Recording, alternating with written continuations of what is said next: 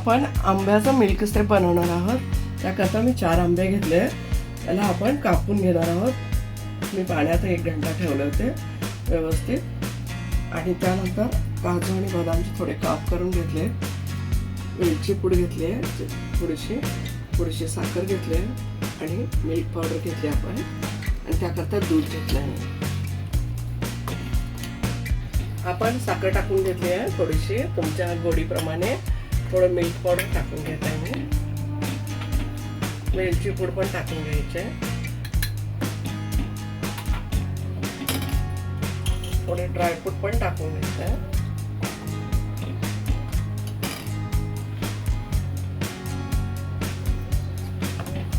आपण याला 2 मिनिटं हे करून गॅस बंद करणार आहोत. थंड केल्यानंतर आपण पुढची प्रोसेस बघणार आहोत.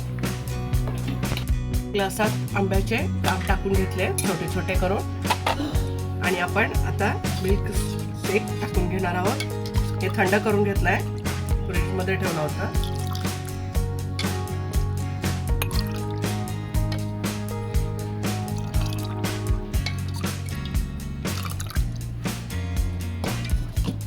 आपण आंब्याचे काप टाकून घेऊया.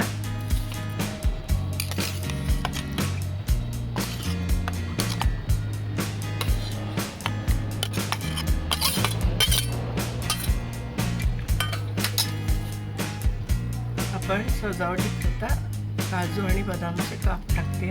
आणखी तुम्हाला दुसरे ड्रायफ्रूट टाकू शकता.